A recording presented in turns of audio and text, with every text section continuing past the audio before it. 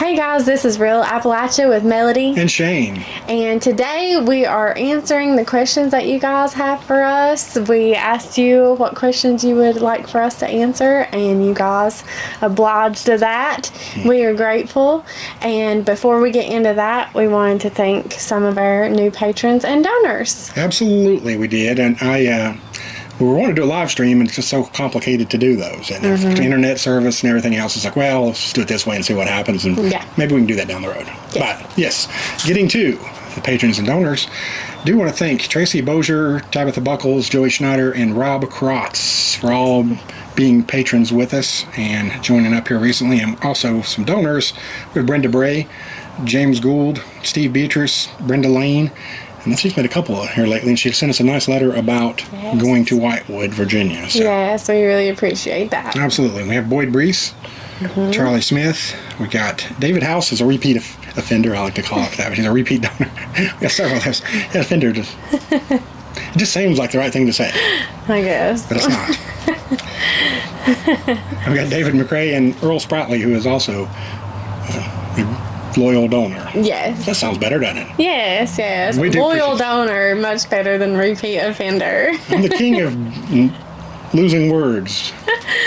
Thank you guys so much. You keep us on the road and keep us in our travels, and we want to give back to you, so that's what we're doing today with answering questions. Another thing we got in the mail too was a sticker from some friends of ours at Adventure with Nick and Rachel, and that's a neat little logo. We need to do something like that. Yes, I love that. I know, that's so cool. They have an awesome TikTok and YouTube channel, so check them out. Their handle is Adventures with Nick and Rachel, right? Yeah, an Adventure with Nick and Rachel, and they do a lot of hiking and so forth. So and they tell you sometimes how to prepare for those, so that's been helpful for me. So a lot of nature stuff. Love that. Hoping to do some more of that ourselves this year, but fingers crossed. We'll see. Yeah, exactly. Yes. So we'll get on into it, guys, and answer some of those questions. So we'll start off the first one here with Walrus Gumboot. I got a feeling that's not a real name. Yeah. I'm just. Hope if I'm wrong, I'll stand corrected. Your mama named you Walrus. I don't know. Yeah, Gumboot. But anyway. Maybe he's a Beatles fan. I am the Walrus. Yeah, could be, yeah. I'm a Beatles fan. So well, this is for you then. Yes. Is there any chance you all can do a detailed trip of the Country Music Highway, Route 23, in Kentucky and stop by all the signs and give a brief history of the artist and town, county that they are from? I think that would be a very interesting video, and I think that would add greatly to your channel. Thank you both for all you do. I love your channel and your videos. Now, we've been up there many times on the Route 23. That's a long trip. I mean, to get the whole thing through, I would love to do that. That would be a lot of fun. We agree. It would be interesting and would add to it. Yeah, and we're thinking about ways to even strategize how to do that, because it'd probably take a couple of different times. We'd have to splice them together or something. Yeah, maybe so. It's just a long trip, but I love... But we're hoping to do longer trips now that it's getting to be summer, springtime again. You see that we're outside again. We love that. So, hopefully we can do that. Just having a little bit more daylight really helps us out. So.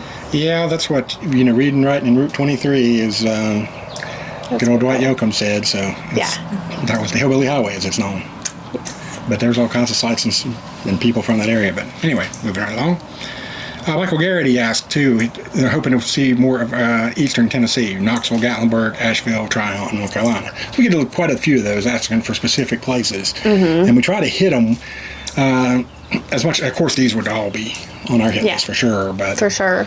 Absolutely. It's just a little tricky to navigate for us in it. I think...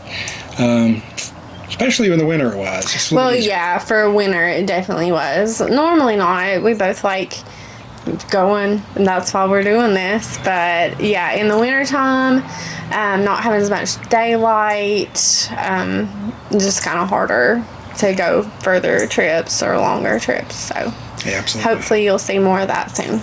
Yeah, I had a question about going up to the north part of the West Virginia Panhandle, going into Wheeling, and because there's a lot of mob history up there, outlaw stuff, and that's right in my wheelhouse. I love it. I know you do too. I love it. So Wheeling has been on there since I started the channel. I've been wanting to get up there because there's all kinds of wonderful I guess wonderful. Wonderful West Virginia. Well, wonderful, but it's organized crime. Oh, okay. I call someone that gives us money, I call a repeat offender. I call organized crime wonderful stories. So I don't Tells you. I know I need some counseling. Tells you something. I got some problems. But I love that kind of stuff. Yeah. And it seems that's rare. Interesting. Yeah. A lot, I don't want to get too much on a tangent, but I went to the Mob Museum in Las Vegas, and they had a section about West Virginia and how they had a lot of people that drifted down from Pittsburgh. I guess that was a big organized crime syndicate there. So I did not know that until then. Yeah. And it got me fascinated. There's some guy named No Legs. He got his legs blew up with a car bomb. So anyway, hopefully we'll get into that as much as we possibly can. We would love to do that. Yes. Okay. We love your suggestions, just on comments and on this too. So we hear you guys, and we got a long list. Oh yeah. This has come from Blue Mountain Way 00. I know that Appalachia as a region is more defined by culture and physical geography rather than political boundaries, but overall, what is your favorite state or part of a state in Appalachia? Example, Western North Carolina versus East Tennessee versus Southwest Virginia, and I guess we would say Southern West Virginia for us, and Eastern Kentucky. Yeah. Will be the ones that we primarily, for now anyway, hit. Yeah, for now. Do you have a favorite? My favorite? Well, Southwest Virginia is home. Yeah. But I'm just really drawn to Western North Carolina. I would like for us to hit more places there. That's where my roots are from. My ancestors traced back in America in the 1700s, and they kind of all started out in Western North Carolina and migrated up to Southwest Virginia. So I don't know what it is. I just love Western North Carolina. I love it too. It's beautiful, called Blowing Rock and all that stuff. I love it. My family is too, believe it or not. We were from Stokes County. We've talked about that. Oh, have you? And it's right outside of Winston-Salem. Yeah. And that's so awesome. I love it. My family is from Ashe County, so. I feel really at home in East Tennessee too, though. I love East Tennessee too. And there's so much history in southern West Virginia too, or all of West Virginia. And love visiting Kentucky too. We just love every place. Yes. But if I had to choose a place I'm just really drawn to, I'd say Western North Carolina. Yeah, I can see that. Yeah. Oh, this comes from Miller Meteor 74. My only question is out of curiosity. Where you live, is it centrally located in like West Virginia or Virginia, where it's pretty easy to get to a lot of these places? I'm not asking for location, just if it's like what I said. It does seem like you know the area very well. Yes. And yes, we are right in the corner of I could throw a rock in a couple different states from where I live right now. Literally, I could go out in my yard, flip one in from Virginia to Tennessee. And, you must be a really good rock thrower. Good on it. I used to. I ain't touched it in a while. But yeah, we're both from the southwestern part of Virginia. I'm from Russell County, Honeacre, and he's from Richlands, Tazewell County, and then we're both in the little tip now, so. Yeah, we could be in Tennessee in no time, West North Carolina in less than 30 minutes, I do believe. I think Eastern Kentucky in no more than an hour. And West Virginia in no more than an hour if we go to certain places. So it's very centrally located for us to sound like we're all over the country when really, not necessarily the case. I shouldn't have gave our optical illusion away.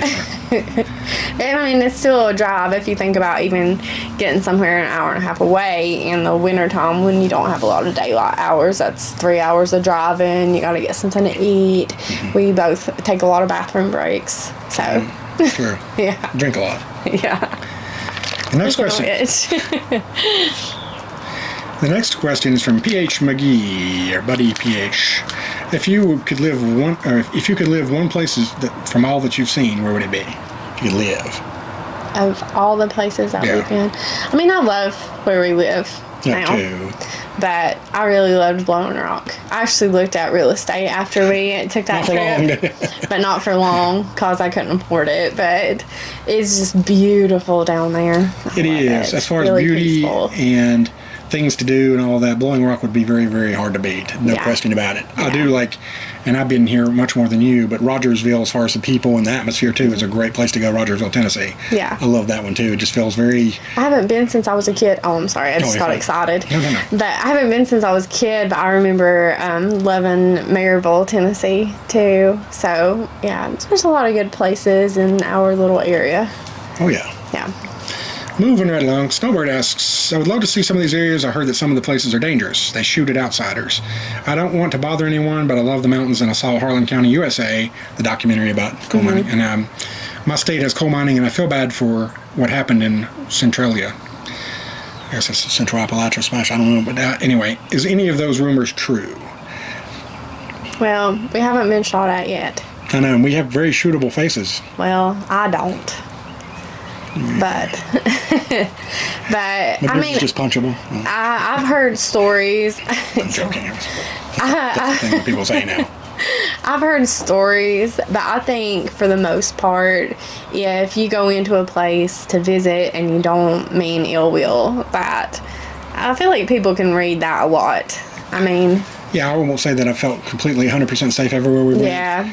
And I think we talked about this the last time we was in a holler. The deeper you get in the holler, the more dangerous it gets because less and less people go up there. Yeah, so it's more suspicious. Yeah. So, I mean, if you're not from around here, I mean, definitely. I think that's another thing, too. It would take me saying 2 words for somebody to know that I'm from around here. If you're not from around here, I mean, tread lightly, but you don't have to worry about people in Appalachia shooting at you all the time and stuff. No, and generally what the policy just is being friendly people, but usually we go through, if you see somebody, you speak, you wave, and whatever. It kind of, for lack of a better word, disarms them as far as they know, okay, probably doesn't mean any harm. Yeah, and I mean, if you are an outsider and you're going deep into a holler, that's different than just going to a town to visit and see. Yeah. So this comes from 6 Axter 6, I guess, is what you say that. Yes. A lot of the places you visit are abandoned, but you still see a lot of people living there. What do they do for work, and how do they get by? That's a good question. It is a good question. Depends on where you're at. Yeah. Yeah, because we've run some really remote. Depends on where you're at, for sure. Yeah. But I know I grew up in Honeacre, and hopefully we'll show you guys Honeacre soon. There's not a whole lot there, and an hour drive seemed like nothing to us because I remember when Walmart in Lebanon was built, and I remember when Walmart in Claypool Hill was built, and before that it was like Bristol. Oh yeah. To get to Walmart, we had little grocery stores and stuff like that, but even some of those are away now. Honeacre doesn't have one grocery store. Really? Yeah. I did not know that. So, I mean, it's tough, but we get in the habit of driving places. My mom drove at least 30 minutes to work, you know, most of her life. So. Yeah, that's what I did too. I drove an hour and a half. Well, when I went to Clintwood video, I drove from Richlands to Clintwood across a mountain. Yeah. That ain't no straight shot. Yeah. And that's a 3-hour commute for me, but I didn't like it. But I drove 30 minutes to work for a while. But then when I got a different job, it was about an hour away and at night, and so I moved. But, and since some of the population that stays in some like the coal towns and stuff is a little bit older, they're retired, so they don't have to. True. It's a drive for healthcare and that kind of stuff, so I hate that finding groceries. Yeah. But on a day-to-day basis, they don't necessarily have to do that much. Yeah, exactly. Okay. Oregon Mel says, "What is your favorite town in Appalachia?" That's a good question. What's our favorite town? Yeah, it's kind of similar. That's very hard to say. What's yours? Well, don't put me on the spot. You always put me on the spot. No, I don't know. I mean, really, like it's the obvious answer, but I love like Pigeon Forge because I love going down there and having a good time. I love Pigeon Forge too. It's changed a lot over the years, so it's not as family friendly as it used to be. A lot more crowded. But I love Blowing Rock. I love Boone. I love Abingdon. It's very historic, and it's still got that small town feel, but I just really love it. So I agree with Abingdon. And I said Rogersville, I think, earlier. I think I like that a lot. I like Bramwell as far as... Yeah, Bramwell, West Virginia is awesome. Yeah, it's just a good one, too. So. Love it. Okay, next we got, have y'all considered doing a video on superstitions of mountain folklore? I've lived all my life in West Virginia, and there are several things I've been told all my life, be it superstitions or old wives' tale. And I'll give one example, I think of a few, but my mother was a firm believer that when moving from one house to another, you cannot take the broom with you or bring bad luck into the new home. I've heard that one, haven't you? Yeah. You must be left behind. Yeah. I feel like that's something that we'd get into with our folklore videos. Yeah. Yeah. I do too. I wrote about them in the book, and I'm fascinated by this stuff too. Yeah. Seems like the older I get, the more they prove to be true. Because I swear, well, some of them. Do you believe that bad luck comes from black cats? No. Okay, well, that's more of a superstition. Black cats themselves are bad luck to me. They're mean. They're mean. No. They try to bring bad luck. You were prejudiced against cats. No, I like cats just fine. Black cats are just a little tough, though. Anyways, do you believe in any of this stuff? No. I'm really not superstitious. Well, I mean, this isn't not necessarily mountain folklore. I think it's just a general one, but is or superstition or whatever. But death comes in threes. I swear, when you see celebrities die, it never fails. I've heard that, but I don't like to believe that. Yeah, that's one thing too. I try not to. Yeah. I don't want to be that kind of person. It's just. Yeah. But I don't. I'm kind of like Barney Fife. I'm not superstitious. I'm cautious. Like some things I don't go. No, Barney Fife was superstitious. But he claimed he was cautious. Yeah. Like if you got a chain letter in the mail, would you send it out? No. Okay. No. I don't think it would bother me. It may be in the very deep back of my mind if something bad happened to me. Okay. And here's probably the last one. What states are considered Appalachia? Here in Pennsylvania, we have the Appalachian Mountains, but I've never heard that Pennsylvania is called Appalachia.